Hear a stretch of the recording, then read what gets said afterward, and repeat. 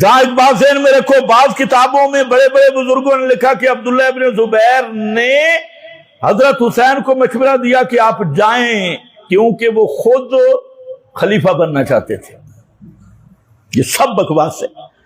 حضرت عبداللہ ابن زبیر کی صحیح روایت موجود ہے، انہوں نے بھی حضرت حسین کو منع کیا کہ وہاں نہیں جانا عراق شیعوں کے پاس۔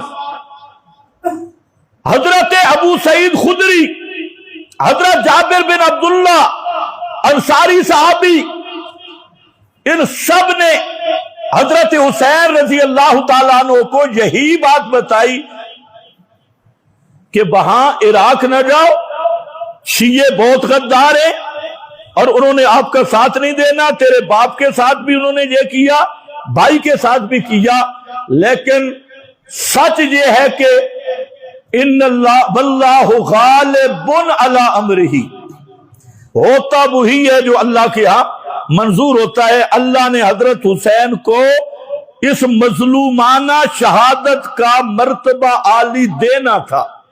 یہاں امام ابن تیمیہ نے ایک بات لکھی بڑی عجیب، فرماتے ہیں کہ حضرت حسین کون تھے، یہ اس کے بارے میں پیغمبر نے فرمایا سیدہ شباب اہل الجنہ، یہ حالت جو نوجوانی کی حالت میں لوگ مرتے ہیں اس گروہ کے حسین سردار ہوں گے جنت میں۔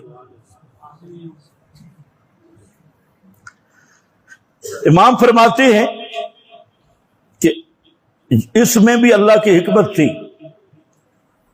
اللہ کا ضابطہ ہے کہ وہ نسب پہ فیصلے نہیں کرتا، وہ عمل اور عقیدے پہ فیصلے کرتا ہے۔